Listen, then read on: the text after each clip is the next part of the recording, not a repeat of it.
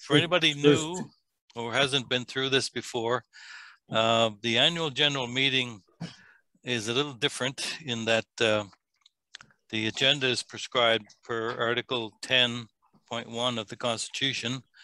So it's a bit formal. We'll go through a few things and then we'll adjourn and have a regular meeting. So then you can talk and do other kinds of things. Okay, this is my report. It isn't very long this year because we didn't do much in the actual field type of thing. I think this was one of the best years we've had for meetings of high standard. I mean, we had great speakers because of the Zoom. We were able to bring big name doctors in. We were in on the latest stuff that was happening in astronomical terms. Last meeting, we had the guy who decides which pieces of Mars to pick up. We were into the latest research and stuff like that. In October, we had Observing Mars, a simple thing, and then Peter Jedicke assessed the Astro Trek. Kim Hay from Kingston gave us solar observing for scientists and how to be a citizen science. And then in January we had, and he did mid-infrared observing, his paper for his doctorate. In February we had a members night. On March the 17th, Chris Stevens and Phil talked about remote sensing on Mars. We had Anne O'Grady, who identified the first populations super.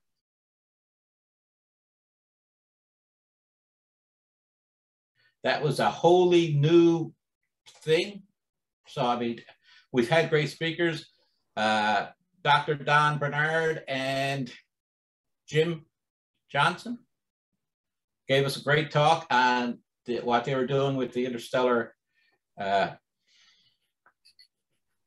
satellite project. And then in June, we had members night. And then in September, we had Dr. Chris Hearn. So, I mean, we've had great speakers for our Zooms, but we did try a few open events. We had International Astronomy Day, a joint International Astronomy Day, a joint event with the Johnson Geo Center.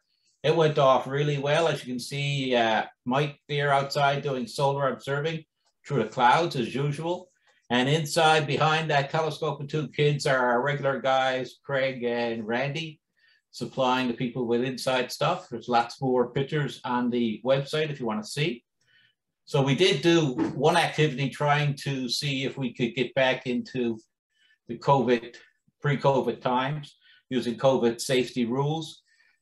We found it not very good. Actually, we found out the next day that a whole group had come in who were exposed to COVID, but we were not. When they got tested, they were not positive.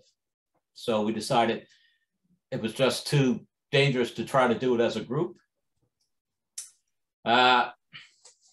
We've gotten lots of calls from Girl Guides, Boy Scouts. We've been turning most of them down because of trying to get members to go. I tried to do 5 outreach projects myself for the center during the COVID outreach. 4 were done by Zoom meetings, which went over really well.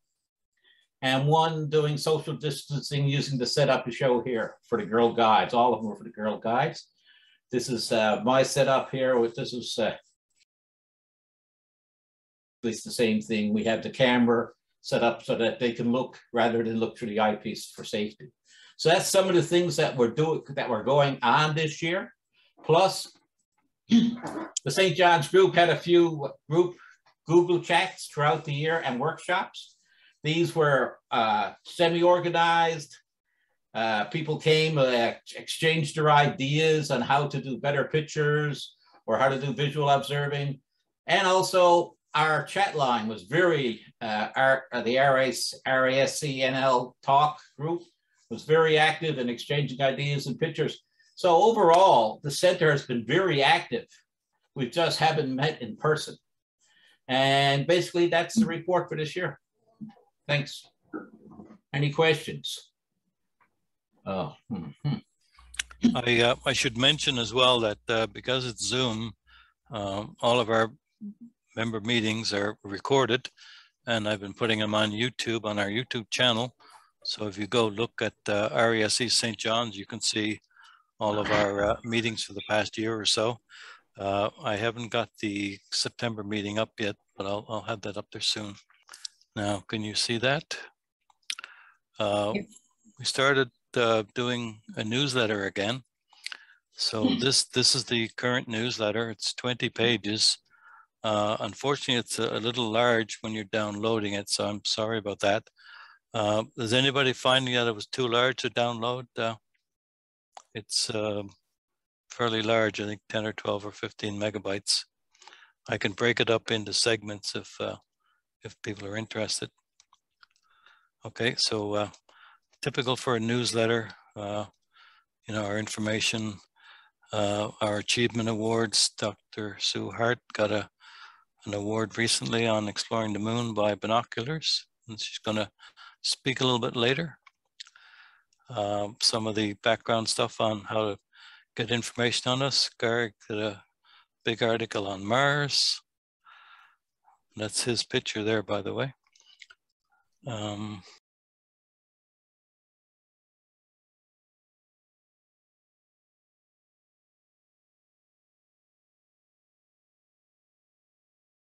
Our observing director has a sideline of space pin collecting. So he did a quite nice article on some of the, Nikolai is a Bulgarian by birth and Canadian now by choice. So whenever he goes home, he tries to collect some pins. So he sent me an article and we wrote up on the various pins and stuff. Some of the politics behind the Russian space program. Jim Stacy did a major article on what he calls guerrilla astrophotography. That's quite fascinating reading. So it goes on and on. How many pages is that, Jim? There's his setup. It's a 500 mil Canon nice lens and some zooming stuff. So including some of the pictures from that.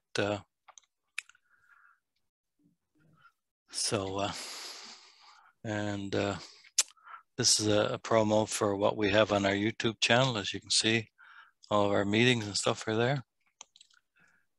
And we did a member in the news. One of our members has gone on now doing her PhD, Anne O'Grady, and managed to get a good talk out of her as well. Jim Johnston, our treasurer, has been involved with Dr. Don Bedard on a photometry project. This is Intelsat 1002 is a communication satellite, and they come up with this scheme of trying to prolong the life of satellites. They call it a MEV. So they send up a satellite to join on to this one and help do some of its tasks. So in order to do some of that in the steering and things, Jim was tasked to help out with the photometry, and like you can tell where the satellites are coming together and stuff. So this is some of Jim's rig out in CBS. So again, you can read through that. That's quite a technical article. And we got a meeting out of it as well.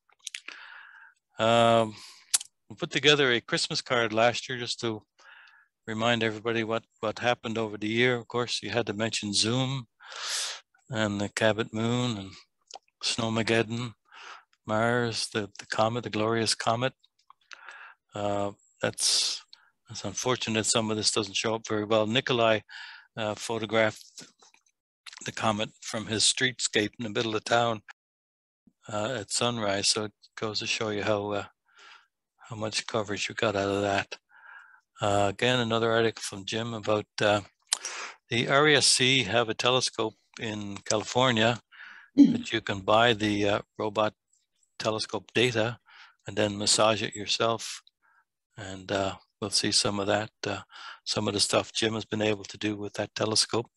I think is reasonably priced as well. So, you know, fantastic shots, right? And here's some recent pictures.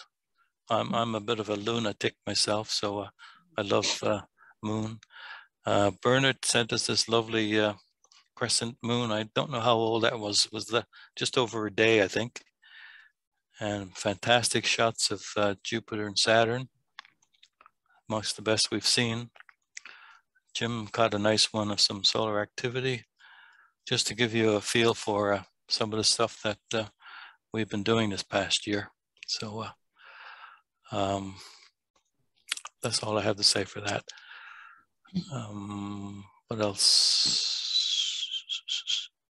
So here we are back again. So the agenda then, is that all the reports? We don't? Okay, thank you. As far as I can tell, that's all of the reports that are required. We'll move on now to the last item. I should say, stick around for the after show because we got 2 or 3 people going to talk about observational astronomy, binoculars and camera and stuff. So there's a preview of some of the pictures. So, okay, get my screen back here. Okay, so Dr. George is going to conduct the election of officers. Are you prepared, Glenn? Thank you.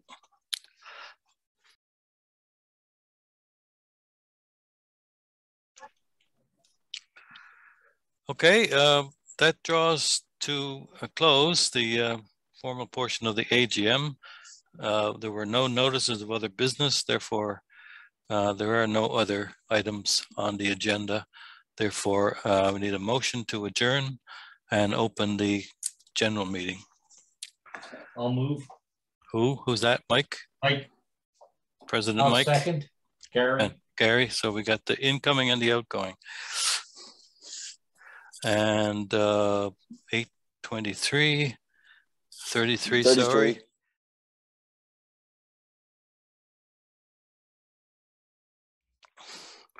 Okay, we're adjourned on the AGM. So now we'll switch it over to the regular meeting.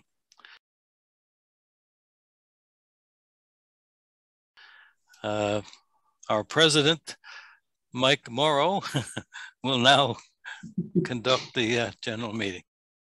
Okay, not actually knowing very much what I'm doing about it yet, but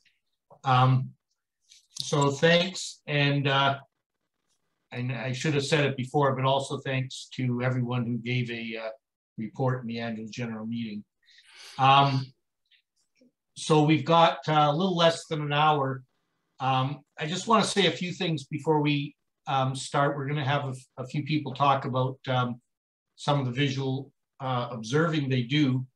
But one of the things I'd like to encourage people to do is sort of communicate with the executive about what you'd like to do.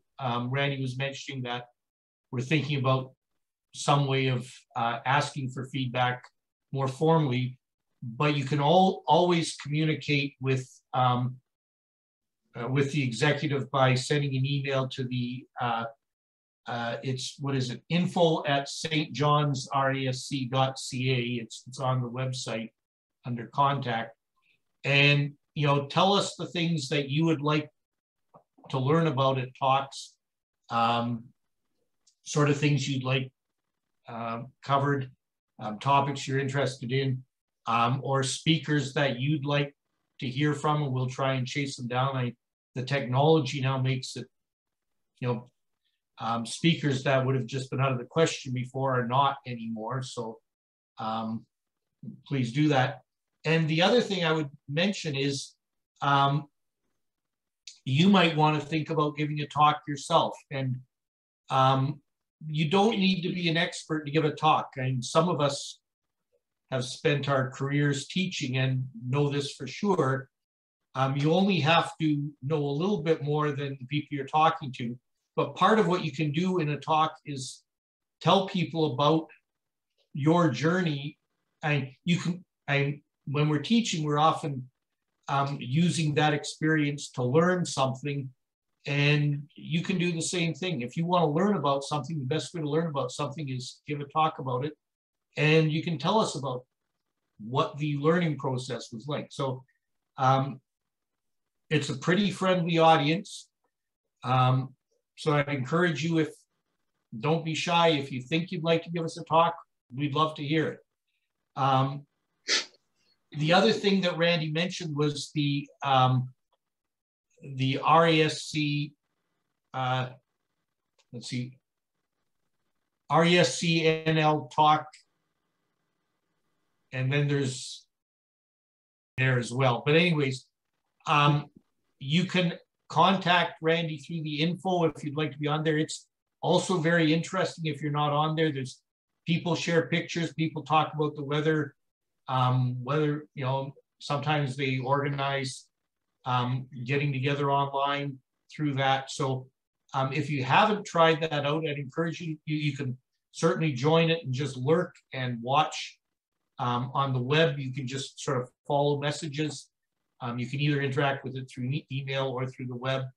And it's a good way to get involved and, see what you want to, how you want to be involved. The other thing I'll mention is that you heard about some of the committees, those membership on the committees. You don't have to be a member of the executive to be on one of those committees. If you're interested in light pollution, if you're interested in dark skies, again, the way to communicate is through the info email address. Just express your interest in, there are probably things that you can do. The last thing I want to say before we get to some people, and I'm hoping Randy actually knows. I think I know who's going to talk, but I'm hoping Randy's got a handle on that as well.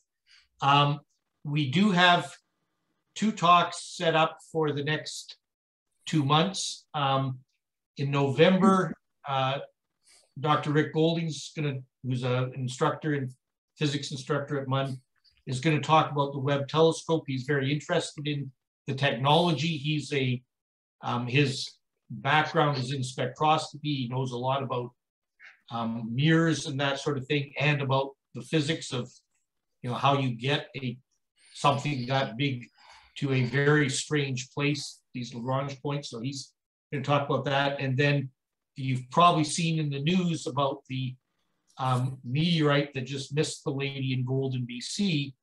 And our friend and former Vice President Phil McCausland's deeply involved in that. I think he's actually, had the meteorite in his possession at some point recently. And I think he's thinking that December would be a good time to talk about that. So that's a couple things that are coming up on the horizon. Whatever order. John, would you like to start? Yep, sure. I'll go first. Turn on my camera here now. Great. Thank you very much. Go ahead. Yeah, first of all, I want to talk about how I do my observing, my nightly routine. And first of all, I want to say how much I love the photos that the members send around.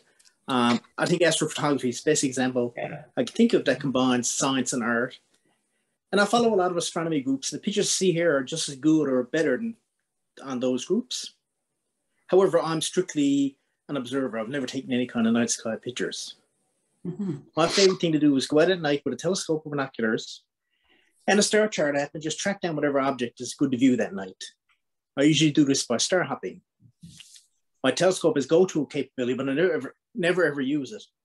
I start at Vega and make my way down to the Ring Nebula, or start somewhere in Cassiopeia and track down the Owl cluster or the Double cluster just by star hopping. Star clusters are my favorite targets, along with some asteroids and the ice giants. And most galaxies are out of my reach. And last year I completed the View the Moon challenge, and that process is very similar. I tracked down an obvious feature on the moon, such as Tycho or Archimedes, and kind of jumped from one neighboring feature to the other until I got to my target. To me, the beauty of this type of activity is I'm actually seeing my target live and in person. There's nothing in between us. Like photons from it are actually hitting my eyes. And when I track down my target, I read up on it on my app. A few weeks ago, I tracked down Herschel's Garnet star in Cepheus. Then I read that it was one of the largest stars we know of. And if you put it in place in the sun, it would extend beyond Jupiter's orbit. And when it dies, it'll probably turn into a black hole. So then I look back at the star and say, wow, I didn't know that. And observing the night sky like this is very relaxing, very enjoyable, and very educational. And having said that, my wife does take some pictures, some amazing night sky pictures. It's with a Canon 6D. They're all one-shot pictures, no stacking, but she does tweak them a little bit with Lightroom. And I think Randy has some examples. Okay, can I share my screen now for you? Yep, sure. Yep. Okay. Yeah, that's Andromeda, a little off to the center, right there. Okay, that's good. That was taken during our star party, July 29th, 2019, out in Butterpot. Okay. Good. So again, just with a camera and zoom lens. Right there, right? I think that the double cluster real nice too. Mm-hmm. Yeah. I love like a star-filled picture too. Well, it was during, not far from the Perseids meteor shower, like probably about 10 or 12 days before it. So yeah, might have been an errant one. Okay, so the next one. You can use this, there's an arrow on the right there. You can go from picture to picture. Yeah, I don't trust that. Oh, okay. That's a picture of the full moon, October 28th last year. And the reason I like this one is like usually a full moon pictures are all kind of washed out in that, but that one's in real good focus, really clear. So you can see the features really well. So that's why I like that picture a lot. Okay. I saw that last night down at the harbor front too. I never got out last. I met a guy from out around Dildo area. Jeff, what was Jeff's name? He was again trying to capture the moon. He was using photo pills, and it wasn't. He started out down at the end of the harbor, and ended up running all the way down to where I was at Terry Fox trying to catch the moon coming up. So I showed him the app that I use, TPE. So we'll see. So yeah, I see some. It's either meteors or. Yep, that was taken from our star party too. That's at Sandy Pond. You can see the walkway leading up to the pond. Yeah. And that's I believe that's Mars there on the side. Oh my, those were the days. Yeah, star parties, yeah. We'll be back to that before you know it. And that was taken out in Traytown in 2017. The skies there were unbelievable. Like you can see every star in like Draco and Little Dipper, and you can see this tiny constellations like Delphinus and Sagittarius, even though you can never see them unless you're in a really dark sky. And that was a picture of the Milky Way we took there that night. Yeah. And that's the moon and Venus. And the reason I add this one is we took this from Baleen. That's where we like to go, like to get Western looking shots, because you can see how low the coastline is to the horizon. So there's not much in the way there. Like anything that's really low to the horizon, you can still get. And there's no like ambient light from St. John's to get in the way either. Yeah. I don't know what that star is there. No, Venus is there to the right. What's up there as well, right? One there, one there, one there. Yep. But I think Venus is the one on the That's Arcturus, probably. Yeah. Another one there. Amazing what you can see.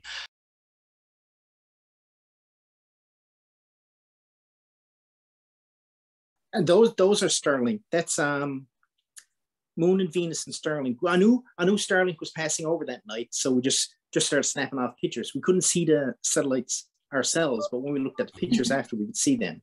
Yeah. You tell me when to change. Oh no, okay, you're good. Go ahead. Oh. And that's Neowise and Big Dipper Yeah. with the space station passing by. Yeah, and Again, it's a case of I always look up to see when space station's passing over, and then I can see, oh, it's passing by the Big Dipper, it's passing by Neowise. Good chance. You haven't done any transits, have you? No, I haven't actually. That's still on my list as well. That was our first time seeing Neowise. We got up early and went to Signal Hill, and I remember that morning. It's quite something. Wow. I didn't think we'd see it, but even driving there, I could see through the car window. So I said, oh, it'll look great when I get there. And sure enough, it did. By the mileage we could have gotten if we hadn't been in COVID. Yeah. Oh God. Yeah. Yeah. We made an effort. I made sure I sent my picture to Eddie on NTV Weather, and he showed it. And that spurred an amazing amount of people getting out to see it. Once you know that you can see it, people are quite interested, right? So it was an amazing comet. Yeah. And you don't need any special equipment. Nope. There he is again. And again, that's Neowise from our back patio. I just liked how it's framed, like between the trees and whatever. So I just thought that was a nice picture. Is that nighttime now or morning still? That's nighttime. Yeah, that was just as good at night too, wasn't it? Yeah. Yeah. Now, you don't have the multiple tails, right? No, I never did. At the very end, it started getting a couple of extra tails on it. Oh my God! Yeah, I've only ever seen those in Calgary. Yeah, not loose and however that's pronounced. Oh. That's July 26, 2019. Yeah.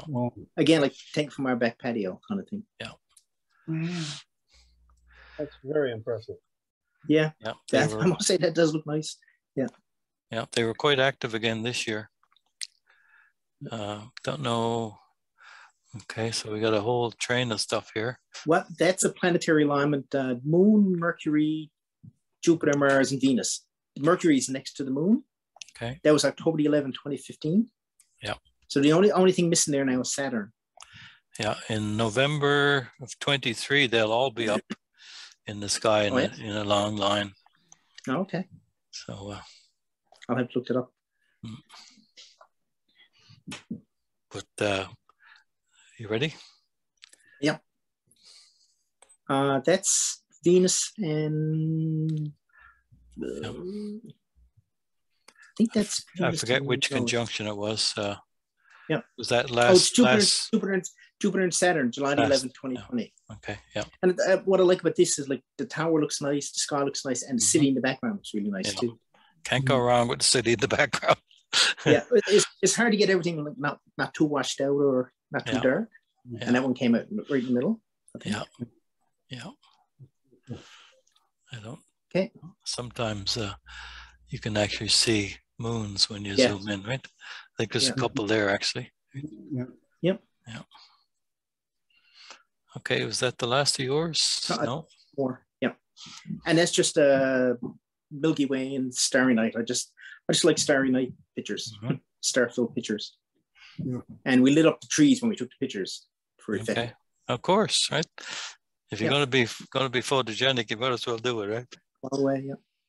Oh God, yes, that's the conjunction of Venus and Mercury.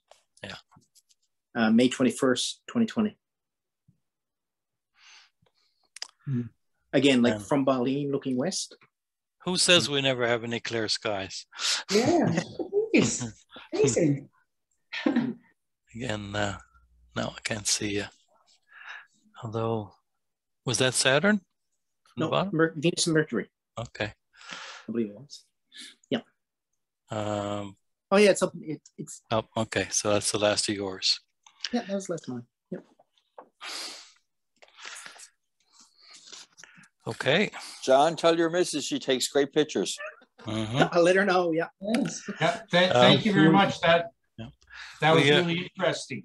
We wanted to show that as an adjunct to all the almost professional astrophotographs that we see being posted, like Jim and Chris and Bernard.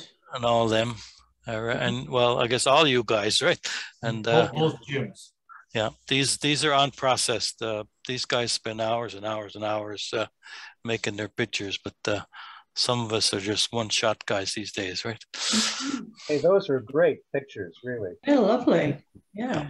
And it was nice hearing about your observing and star hopping. Yeah. Like how I do it is very relaxing, and I like looking up the things that I'm looking at it while I'm looking at it. It's kind of it's really nice. I'm very nice to do it that way. John, you might be interested to know that when I point telescopes to take pictures or spectra or whatever, I use cameras and I star hop. It may be magnified star hopping, but I'm star hopping against stellarium. I like to do it that way. I use Sky Safari because I have reflector, and you can skip. Yeah. You can switch the orientation so it matches what I'm seeing. Good. Like I'm not trying to go left one way and right another way. Good. So I guess we're going to hear from Sue now. Okay, do I need to just press this space bar? Can you hear me? Sure, yeah. We can hear you. I wasn't sure of the Zoom mechanics here. Well, those were lovely photographs. Thanks very much. And they're very inspiring for me because I have to say, thinking of your joke, Mike, about teaching, I think I probably know the least of anybody in this group. So I certainly don't know even a little bit more really than anybody, because I still think of myself as a bit of a newbie here. And my observing is very much just standing there looking at the sky. I just really fascinated, even with the naked eye. In fact, completely low tech, lowest this summer. I really have been interested in just finding out what all the constellations are, the bright stars, and I've used Explore the Universe a little bit for that. And I went halfway through using my binoculars and the naked eye, and then I found that I just was getting lost. I certainly couldn't see any deep sky objects, and mainly because I didn't understand where all the constellations were in this time of the year, the summer. So I sort of stopped doing the program, and I just went right back to basics. And I just, when I can, which is not a lot during the summer because I'm pretty active outside, and I have a garden, greenhouse, new greenhouse. So when I can, I tend to choose good nights, and there have been a few.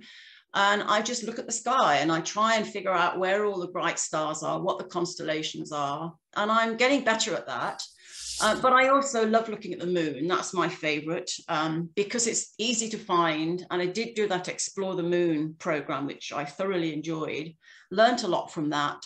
So I haven't got any special pictures for you to show because I don't take photographs yet. But I have decided now to buy a proper Canon camera because I don't think my cell phone is really up to taking any, really good photographs. So that's my next stage, is to try and take some night sky photographs. I was very inspired by those that you showed, John. And I also have just got a telescope, very basic. I won't be doing astrophotography, but I just like to look at things. And I absolutely identify with what you said, John, because that's what I love. I just like looking at the sky and looking at it right there and then. And maybe, I think I'm really looking forward to seeing more of the moon with the telescope and the planets. Maybe galaxies are probably a bit far off with the telescope I've got, but I'll be happy with the moon and the planets, actually, if I can see more of those, and learning more about the night sky. I want to be able to know the night sky and try and figure out, I want to make the transposition between the stellar maps and the sky, which is still something new to me. I wish I'd had a telescope when I was 10 or 11 years old, but no, didn't. Lived in a very industrialized part of Britain, so probably was overcast a lot. Anyway, that's all I think I can say. I can't really add much, but yeah, I am a very basic observer. I just love being out, and I love looking at the sky, and I would dearly love to see the Milky Way. And it sounds strange to you guys, but I haven't seen the Milky Way, and I was so impressed by that sandy pond photograph, because I used to go on a kayaking retreat I'd say for about 10 years running. And we used to go on Sandy Pond all the time. And I never thought of going down there at night. I never thought of it. And I mean, we had some good weather when we were there. So that's it. That's just my life, really. It's only a very recent appreciation of what you can do and what you can see in the night sky. So sorry, that's all I have to say. I did say I have a very short chat, and that's it. Maybe another year, when I've been doing it a bit longer with my telescope, I might have something more to say. The Area C has got lots of certificates for you to achieve. Yeah. Well, I thought I might try the Explore the Moon for the telescope at some point, but I would like to actually finish Explore the Universe. Yeah. And I'm not sure how to continue with my binoculars when I know the night sky better, or whether to go back and do it completely again with a new telescope. Anyway, it's all very exciting. Sue has an article in the newsletter about her Observe the Moon certificate program. Yeah. So, yeah, I didn't want to repeat that, so you didn't want me to do that, did you? No. But, so, Mike, it's very enjoyable. Yeah, so well, I just want to say thank you, Sue. That was very nice. So you have the image stabilized binoculars. Have you used them much? Well, yes, because I used them all through that Explore the Moon program. And apart from about the first they work month. nicely? Oh, they were great. No, I really like that. But you see, I just like to find, I like things that are easy to find. And that's why I love the moon.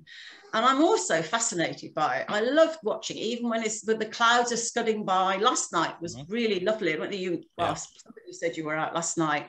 Yeah. Whenever I can see the moon, I'm nearly always out there, looking up. Yeah. But I think you have enthusiasm to share. That's marvelous. It charges everybody's batteries. Yeah. So anyway, like I say, I'm moving on now to a telescope, but very basic. I shall still use my binoculars and the naked eye for sure. Good. Nikolai has been including in his monthly Observe Sky publication a challenge. So the challenge for last month was Neptune, and before that it was to see Fomalhaut. And I was getting up 3 o'clock in the morning to try to catch that star, and I finally did in time. So he's got another challenge this month. So that's a good way as well to get you out of your norms. To True. There's lots of double stars that are really really interesting to track down too. Yeah. Really nice when you find them. That's right. They're in that program, aren't they? I think they're listed as optional. There is an observing. Yeah, I know. I thought I might go on to those at some point. Yeah. So after you, Mike, we have some deep space objects. Jim wants to show some of his more professional pictures. Okay. Well, I'll just talk for a minute. Before you switch, I just want to show. I don't know if people can even get far enough away. So, whoa!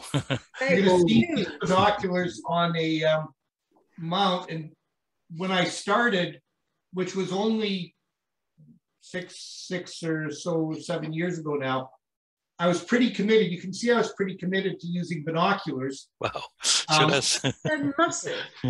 That's 2 telescopes. They're 4-inch, 25 times. They weigh about 10 pounds. Wow. But I got started with them, and then a friend said, would you like to buy my Dobsonian sheet? And that kind of got me down the rabbit hole. So I still have them and get them out because they're pretty quick to get out, not as quick as little binoculars. And we were out last night just looking at the moon through the clouds, but I had them out a few weeks ago. I've taken them out to Butterpot. And so obviously you can't hold them up. So Randy's got a couple pictures of those binoculars and these ones, which are more reasonable. These are 25 by 70 millimeters. And these I actually got as an Air Canada reward. So they were kind of free, and you can get ones like that, although I think they're more like 15 by 70. And they're probably good enough. But so to hold up either kind of big binoculars, Randy, if you could share the screen. I've got both of those kinds of binoculars on a picture of them on a parallelogram mount. Yeah, so this one is the big binoculars. And so a mount like this, I got it at the same time as the binoculars. You really need something like that to use big binoculars. And the nice thing is, because it's got two arms, there are 4 screws on the side. You can see the 4 knobs in the sort of parallelogram.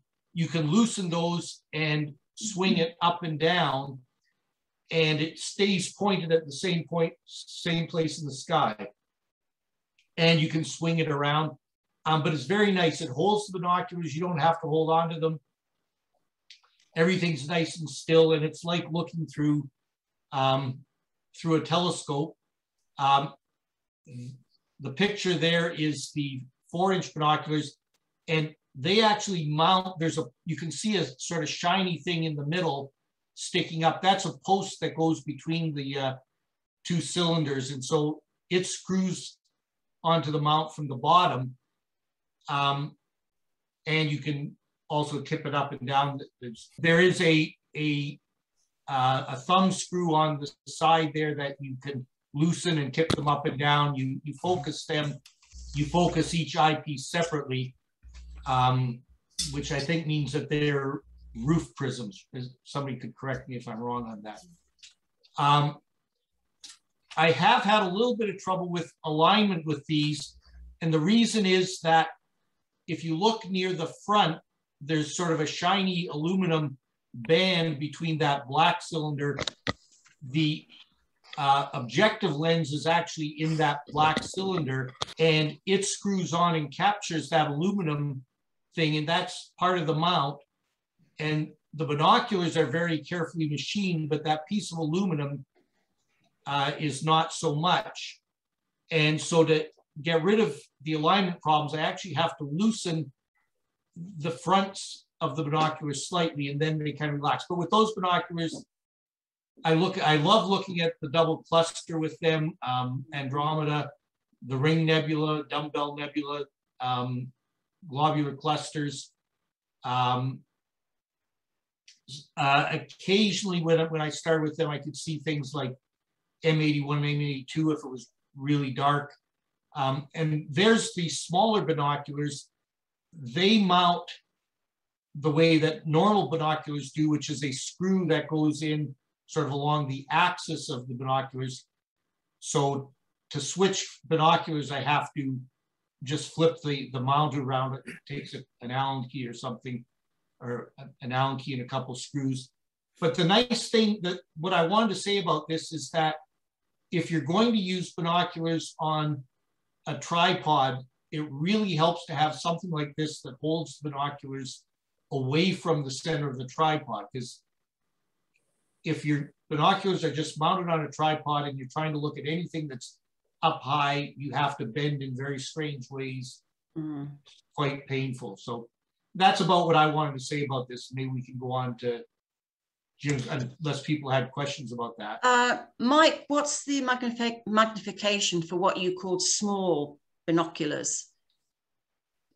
Well, both of those were 25 times.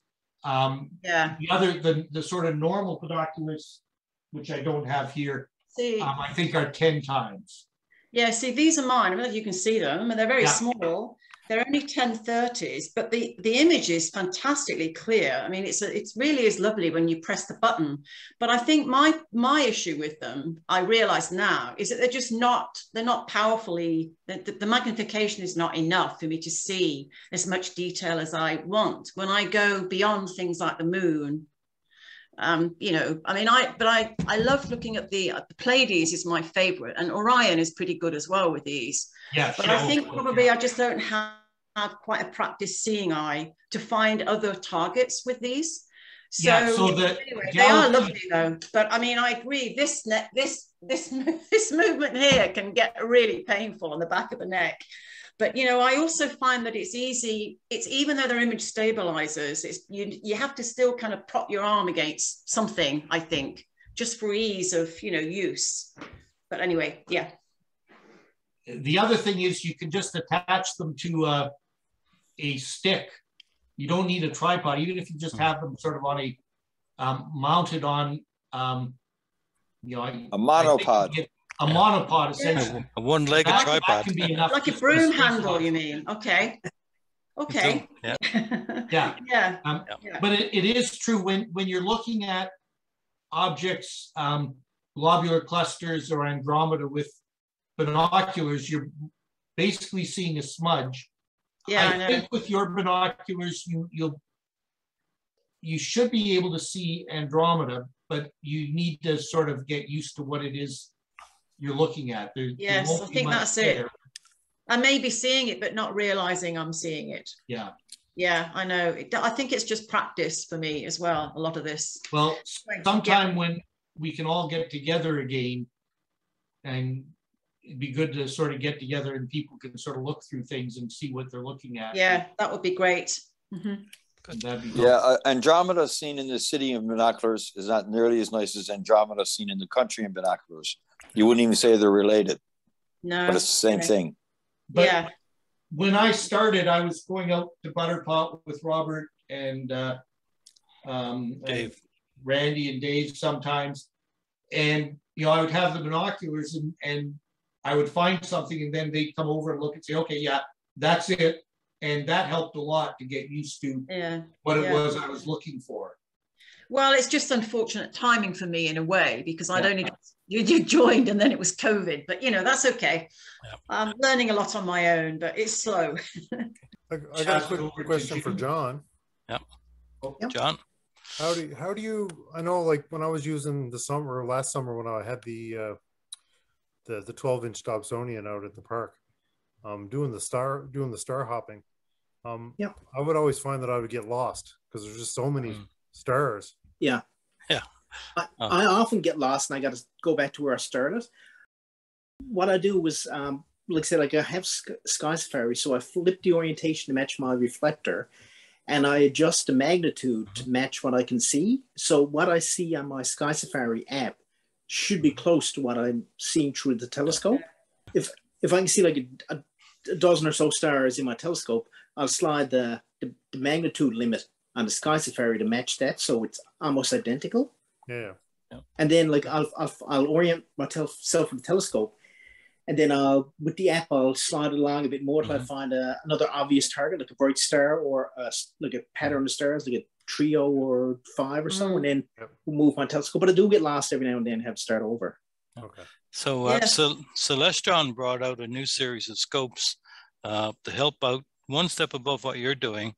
But they also decided to take the automation that they have on the scope and make it as a separate attachment. So what it is a little platform that you can put on any telescope and you put your cell phone in it, and it uses the GPS of the phone to find out where it is and stuff. And then it starts taking pictures of the sky to orient itself. And then you can say, I want to see X, Y, Z. And it tells you with arrows on your screen where to go and move. So you can actually learning some sky hopping there while you're at that too, right? It's a reasonably priced, only a couple $100, I think. Yeah. I think star hopping is very easy from Orion, but I find it much more difficult to do it from the Big Dipper, partly because I can't see the Big Dipper. So when Orion is rising, I enjoy that.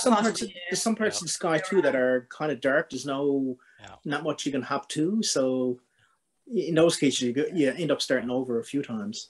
I found star hopping to be a lot easier in the city than it was like out in Butterpot because of the number of stars. I was just going to say. Yes. Yeah. Yeah, it's a good middle ground. Yeah. So once you go beyond this and start processing your images, you'll get to what Jim is doing. Right, Jim? Doesn't anyone else have any to share before me? No, that's it. Oh, okay. So yeah, I was just kind of I didn't know who to send them to, so just let me share my screen here again. All right, so most of these images were captured after the last meeting, so that's why I'm just showing these ones, and they were all captured with the same setup that I'm using for the Intelsat 1002 project, which I just signed the second part of the contract for this year. So hopefully we'll get some clear skies so I can actually start. And just a side note to Chris, I do have the proper photometry filters now. Hooray! So yeah, so this telescope is the Explore Scientific 127 ED refractor. Camera's the ASI 183mm Pro, and all these are in the just hydrogen alpha only, with the Astrodon 5 nanometer filter. So this one here is the Spider Nebula, Spider and the Fly Nebula. This is the Flame Nebula in Orion. This bright star here is actually Altair, or no, not Altair. Sorry. Alnitak or something. Alnitak, thank you. Is that also the Running Man Nebula? No. This is Malot 15, I believe it's pronounced. It's actually like what they call the Heart of the Heart Nebula. A lot of people say it looks like a wizard holding a staff over top of his head right here. Good imagination. No kidding, right? This one here is the Fish Head. Again, that's part of the Heart Nebula. This is the Horse Head. That's a beauty. This one here is it's not as much time on it as I would have liked. So I apologize for the quality. But it is the heart, or the soul of the soul, I guess. It's the kind of the middle of the Soul Nebula. And last but not least, the Wizard Nebula. Wow. And I believe Mike had a bit of a time trying to pick out where the wizard was. Yes. So I don't know. Can you see my cursor? Yeah. So here's his eye right here. And this is his nose. His hat will be up here. And then he's got a hand here and a hand here. And then this would be his cape right here. Yeah, okay. Thanks, Jim. That was great as always. There. So I think we're I guess we're doing okay for time. The other thing we have is the sky this month, which Nikolai has prepared, but Nikolai is, you said in Italy somewhere? Yeah, he's traveling. Okay, well, so Robert has agreed to run through that. It's on the, what you're going to see is available on the website. I have it mounted. Is it under the local button? I have it mounted if you want me to. Yeah, so maybe bring it up and then Robert can go through it. Is that okay with you, Robert? Yeah, I got it also. Okay, and, so go ahead. You want to share your screen then? Okay. See if I can share the screen, because then I can scroll it. Okay. Perfect. Myself, certainly, right? But let's see. Okay, so thanks to Nikolai for preparing that this month.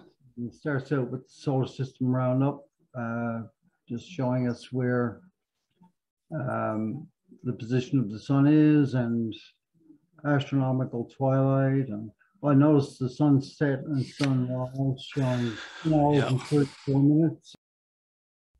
We're heading into the dark end of the year, so more night sky.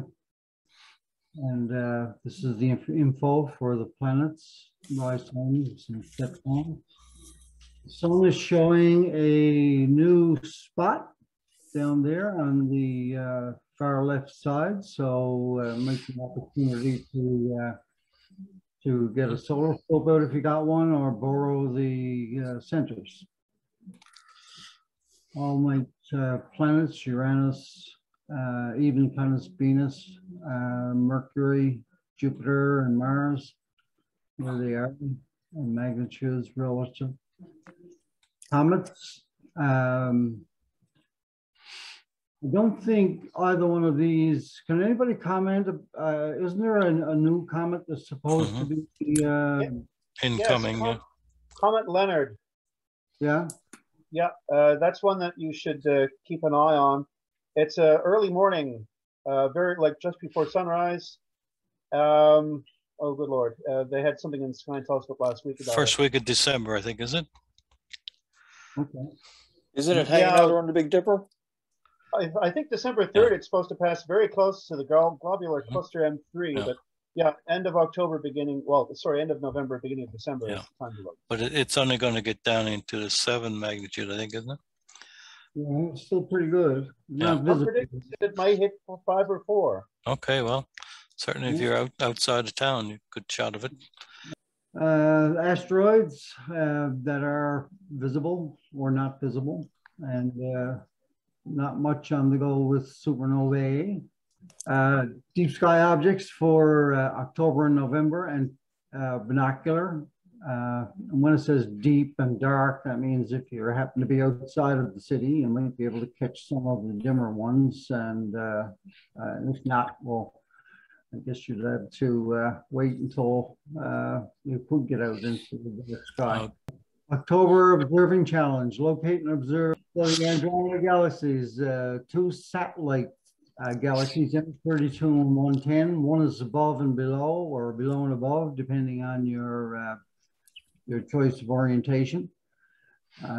So both can be seen in a low power eyepiece if you're outside of the city. I don't think they're doable with any binoculars with regards to the with regard to the those 2 satellite galaxies. I don't think you can pick it out. Certainly the best way to see Andromeda is through binoculars. There is, no doubt about that. International Space Station. So if you want to see if it's visible, this is where you could come. And I think they're all morning. It's all in the morning. Yeah. Yeah, 6 o'clock, 5 o'clock, 8 o'clock. Yeah. We had our nice evening ones. Yeah. They'll come back again, I believe. Yep. And then lastly is the so-called observing calendar, and just showing your monthly meetings and your phases of the moon when they appear. We're heading for last quarter now, I do believe. This must be an opposition or something here. I wasn't sure, but this Uranus certainly. Yeah, it looks like Uranus. Yeah. Yeah. Yeah. And that would be a new moon or no moon. no visible moon anyway. And pretty much that's it. So in a nutshell, if you it's on the website or else, you can always go back and take a look through. Okay, well, thanks a lot, Robert. Thank you for doing that. I'll just mention, Robert, one of the things Robert said was you can get equipment. Chris is the equipment director, and there is equipment in with the center, some telescopes and some other stuff that you can see on the website for members for a very, very nominal fee can check out for a month. So if you want to try out a different kind, try out a telescope, try out a different kind of telescope, try out something a little bit more specialized, you can take a look what kind of equipment's there. That's one of the benefits of membership. So I'd encourage people, we haven't talked about that so much lately because we haven't been having meetings in person, but that's one of the things you can do if you're a new member and or if you want to try something out. So I don't know, are we going to get kicked off at exactly 9:30? No, I think we're good for 3 hours, right? Okay, so I think that's sort of the formal part of the after AGM meeting, and I'd like to thank everybody for coming, for participating in the AGM. It was a lot of fun hearing about a range, and we really did sort of sample a range of different kind of observing experiences.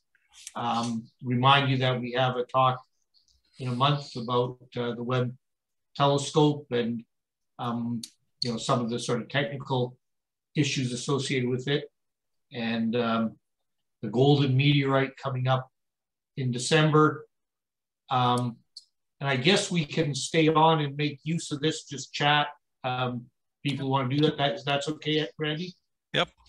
But I think as far as the formal part of the meeting, Randy's knows the agenda. Is that? That was it. That's all I had, unless yeah, so I think that's it. So there were more pictures. I don't think there are, but so thank you, everybody, and thank you.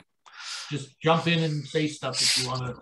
I was for a little bit before we give it up. I was down on Water Street by the Terry Fox place last night, again trying to catch the moon coming up. But I find even that activity teaches some astronomy stuff. I'm using an app called TPE, the Photographer's Ephemeris, which allows you to look where the sun and moon are going to rise.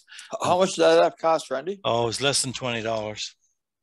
Okay. Now, some people use photo pills, but I don't like photo pills. Yeah, there was 3 of them listed on their website, I've seen. Yeah. And that Alan Wallace or someone like that? Yeah, he's the Australian guy, isn't he? He's got UK, I think. Yeah, a funny accent, whichever. And, oh, New Zealand, you mean? There's so many things on YouTube these days for astronomy. Yeah. And I was watching one just today, actually. There's a couple of new smart telescopes, the EV scope and the Stellarium. Basically just turn them on and they, you know, do everything, but they're $3,000 and $4,000 and $5,000 and $6,000, and they're starting to show up used on the marketplaces. Yeah, well, I think they would, right? But people are starting to put together do-it-yourself equivalents for half the price or less, and excellent, because people are using this USA Air Pro thing to do their automatic stacking and pointing and stuff. So it's amazing that technology is evolving these days. No, you were talking about the moon. I was driving back from dropping our daughter off to choir practice in West End, and my route is along the harbor front. And on the way back, this is about 6:30. The moon was above the Narrows. Yeah. And people were stopping and jumping out of their cars to take a picture. So I had to do the same. And this is a horrible abuse of technology. But yeah. Oh, very nice. Wow. Yeah, I got the same picture off the CBC website, the rooms camera. Oh, okay. Yeah, yeah. There you go. It doesn't do it credit because the moon itself was almost orange and it had lots of reddening and lots of clouds going in front of it. Just enough cloud to do that. Gary, off topic a bit, but I spot check a number of websites all over the world on a routine basis to have a look at stuff. And routinely, the railroad sites in the States always have pictures of meteors and stuff on them, really bright ones sometimes. And it's interesting, if you hear of a big meteor someone saw, go and find a railway webcam nearby, and they usually have like 24-hour YouTube rewind, so you can actually go back to the approximate time and see these big boloids sometimes exploding. It was a couple last weekend, for example. That's useful data. Yeah. Very good. And, I thought I saw something just in the last day or so. It was a fireball coming straight down. Was that from one of those cameras? I haven't seen that one. The ones I saw were last weekend in Texas and those places. So occasionally, well, there's amazing the amount of webcams there are these days. Live webcams, Russia, Britain, and the Netherlands, and they're just there. They're not, a lot of them are just touristy type things, and it's amazing what you can see sometimes. So. I was watching the full moon rise in Missouri last night, for example, after I got home. Did it look any different than our full moon? Oh yeah, guaranteed. Yeah. So it probably didn't have as much cloud in front of it as. Well, one good thing is like Marcellus got the moon or sun on top of his head there. It's interesting to track you know, if you watch any of those cameras throughout the year, you know exactly where the moon is rising and the sun is rising across the picture, because the position of the camera doesn't change over the year, but you can see where the moon and sun are rising and setting, right? So Yep. What is that, Marcellus? Is that the moon or the sun? I can't tell. That's the sun with a few cloud bands in front of it. Not Setting your over halo. Bell Island. Not your halo, right? No, Randy, setting over Bell Island. Randy, I did Decidedly that, Japanese. when I was in Qatar, I used to go up on the rooftop of the apartment building every morning before I go to work and watch the sun rise between the buildings, and see each day you could see it creep a little bit further along the horizon from the day before. And of course, over there, every morning the sun, you could see the sunrise because there's never any cloud over there, right? Yeah.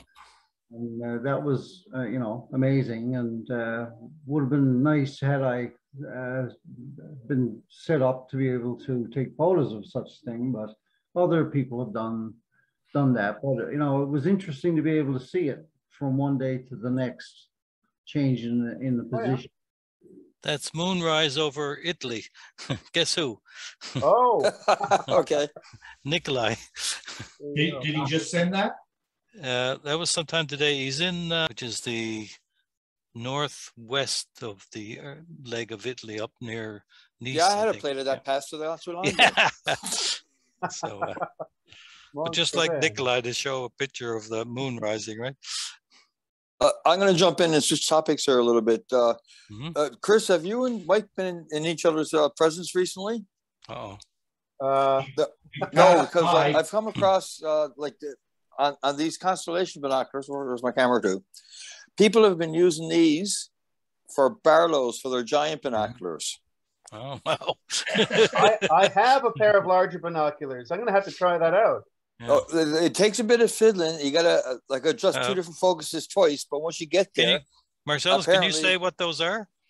I thought these we were here are Orions. Yeah, but what hang on, are I'll they? take the covers off. They are 2x54s. Okay, so that's another type of binocular. This you might find interesting. Hang on now. Okay. You also get Vixen has 2.1x42s. Wow.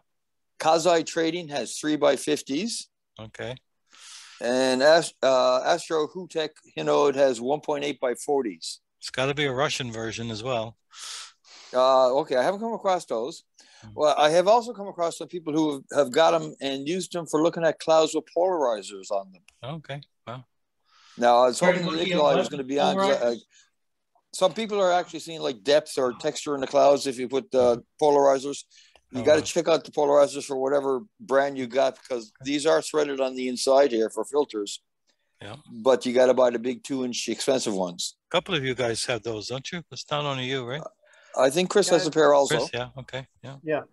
Can I ask a question? What's the advantage of such a low powered wide angle? Seeing the whole sky at once. Like when you put up, like, you know, sometimes the more power, it's harder to aim these binoculars. You put these up, you're seeing what you thought you were seeing. Like these particular brand claim 36 degrees. I get mid-20s. Most people who are realistic, I think, are getting maybe high 20s or whatever with the other different brands.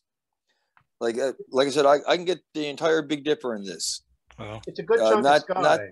Not Ursa Major, but the entire Big Dipper. Is the limitation your eye, or are they just? Well, they're also a different design. Like most of the telescopes we're using, that they're Galilean design. Like, you know, the image gets inverted while getting improved. These are capillarian type design. So what comes in the front is going straight out the back. There's no inversion. The field of view is massive. Their individual, my camera here, their individual focus for the different eyepieces and that. I've also come across people who have been taken in museums for looking at artwork. They're getting right into the paint strokes on stuff. People have been taking them to sporting events because they're very low power. How do they compare with? Basically, are they opera glasses? Okay, yeah. They're high-tech, large-size opera glasses. They were usually really popular back around the turn of the century, right? Yeah, well, these are just so much bigger. Like Out here in the Cove, Portugal Cove, where I'm too, like mostly I've used them just out on the road in between street lights because there's so many bloody lights around here. But I like to have the lights to my back. I'm quite happy with them. Like, you know, you can see M3, no problem at all. See all of Hercules in M3 Go ahead, at Keith. the same time. You got Alberio when you're, go ahead. Sorry, Keith? I was going to say, they'd probably be good on a boat, you know? I'm out sailing quite a bit, and we can't, when you try to view stuff from a boat, of course, if it's very calm, you can do it, but you would like a little magnification, so I'd say they'd be good on a sailboat. Well, 7x50s are usually a good marine size, but these, like, I just like putting them up, and you're seeing all sorts of stuff. I can't claim to have seen M81 and 82, but it was a one really good night I had, which I swear I saw the smudge. When you put them on Alberio, you can see all the way down to Sagida and pick up the coat hanger in between. Yeah, you get an extra magnitude or magnitude and a half with them. They work best under really dark skies, I thought. Anyway. Yeah, see, I've only had them in the Cove. Like, you've had yours out in Harbor Grace or whatever? Yeah. It's been a little while since I've used them because the weather's been... but I rather like them. Yes, I'm glad you like yours too. I'm enjoying them a lot, and again, still haven't found my sweet spot for using them or whatever. There's other products out there now called Bino Bandits, which is like eye guards for the back end, so you keep the stray light out, not on the objective end, but on the field end. Yeah, and I've also seen people that have used. You know these 3D immersion goggles that you use to put your cell phone in? No. Take note. These will just fit in there if you cut all the lenses and everything out. Then you got them like mounted to your head. Wow. So they're hands free. And also I've come across some people who have actually made their own out of gluing together a pair of old Nikon teleconverters. Wow. The only drawback I found on these, and I guess it's where you order them from. I got mine directly from Orion. They're $150, free shipping on orders over $100. Oh, you're going to Canada? We'll charge you $80. Yeah. Which I thought was a pain in the whatever. But I am, like Chris said, I find them very fun. I'd almost suggest that Center buy a pair for having in the equipment locker. I'm gonna have to try that Barlow trick. You've got me motivated, no? Yeah, well, a couple of guys have written about it on Cloudy Nights if you go in and dig up the thread. Okay. In the binocular section. Astronomics just got their shipment in from China today. So if you're looking for some small, cheap scopes. Oh, okay. They even got some triplets. We got lots of money to spend. On my big binoculars, 2 times Barlow would get it up to 50 times. And you might as well just use a telescope then. 2 of them. No, but you got good glass in your binoculars, and you got them on a map. Yeah. So again, you'll get a report from Chris when he checks it out on his giant binoculars. If you got 2 eyes. Actually, I can see the moon through my window here. Yeah, me too. Really? Up there. Oh, it just came out of the clouds. Oh, there's a halo around. There's a halo. It's supposed to be raining all night. There's a halo. It's going. It's got a halo. Jinxed it, Randy. It's now gone in the clouds. No, here it's all right. It's got a halo. Anyway, folks, I'm going to head off. Okay. Boy, Great to see you. Good meeting. I think we'll call it 2. Yeah, it's probably just about time. Yeah, it's been pleasant, everyone. Speak okay, everyone. Come by. Next time. See some of you in a couple weeks. See everybody else in a month. Okay. Okay. Adjourn at that's Cynthia's hand. 21:47. Get out and get your Christmas gifts. Anybody got telescopes on their Christmas list? Nope. Yeah. I got ones to get rid of. Yeah. I just hope this can clear stock. You missed your chance to sell them, Gary, by what the pandemic was on.